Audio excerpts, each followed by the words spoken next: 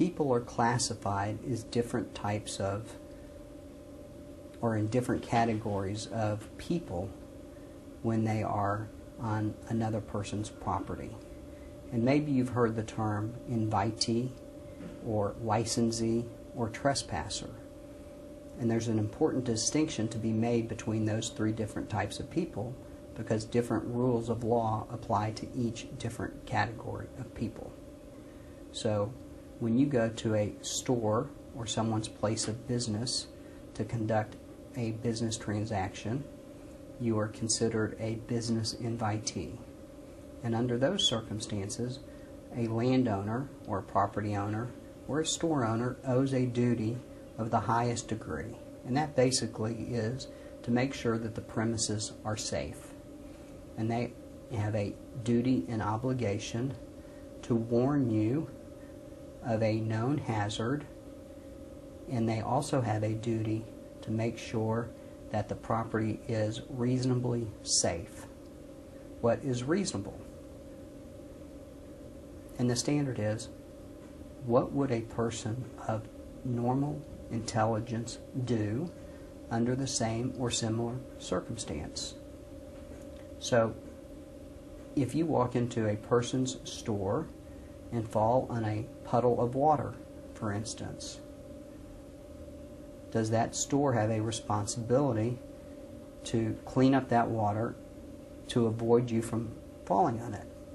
The second category of folks on land cases are licensees, and that really is social guests. So if you go over someone's home and you're invited as a guest, what duty do people owe to a social guest?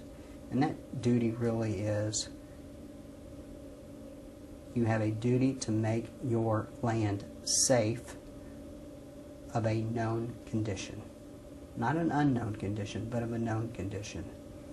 But you have no duty to make it, or you have no duty to perform a reasonable inspection. Then the third category of folks is trespasser, which there is zero duty. You have no duty to a trespasser to either keep it safe or a duty for inspection. The only duty you have to a trespasser is not to injure them willfully. And then there's a little fourth duty, or fourth category of folks, and that's for children. And a landowner really has a duty to keep their premises safe for children, and it's really a doctrine called the attractive nuisance doctrine.